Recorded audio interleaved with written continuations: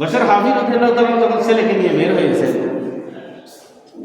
ছেলে বলতেছে, বাবা দেখেন মানুষগুলো কত খারাপ, সবাই ঘুমাচ্ছে, ফজরের নামাজও উঠেনি, মানুষগুলো কত খারাপ মানুষ, তারা বাপুর নামাজি আর সবগুলো বেনামাজি। ওয়াই বাপের ভক্ত সব বাপের ভক্ত, তুই যে বুঝা বুঝা তোর তো নামাজ পড়ানোর দরকার নাই, তোর দায়িত্ব ন, তোর দায়িত্ব আল্লাহ রাখা, আরেকজনের নাম করতে ইয়ে সমালোচনা করার তোর দায়িত্ব, আত্মসমালোচনা করানোর দায়িত্ব তোর।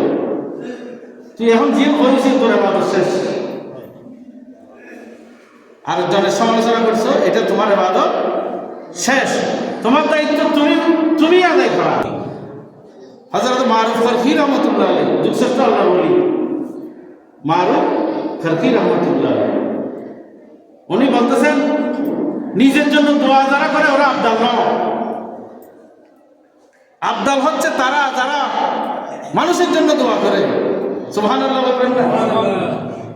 আবদাল পৃথিবীর ফজর আবদাল থাকে জানেন না? এখন জানেন 40 জন আবদাল থাকে, কয়জন? 40 জন, 356 জন ওলির থাকে, 40 জন আবদাল থাকে।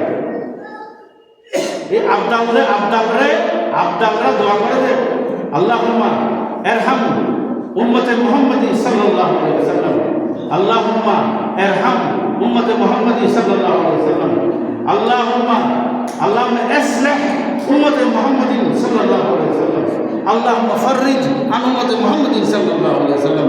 ডেইলি 11 বার 5 ওয়াক্তে 5 বার এই তিনটে দোয়া করে 11 বার আল্লাহুম্মা ইরহাম উম্মতে মুহাম্মাদিন সাল্লাল্লাহু আলাইহি ওয়াসাল্লাম, আল্লাহুম্মা ইসলিহ উম্মতে মুহাম্মাদিন সাল্লাল্লাহু আলাইহি ওয়াসাল্লাম, আল্লাহুম্মা ফাররিজ আন উম্মতে মুহাম্মাদিন সাল্লাল্লাহু আলাইহি ওয়াসাল্লাম।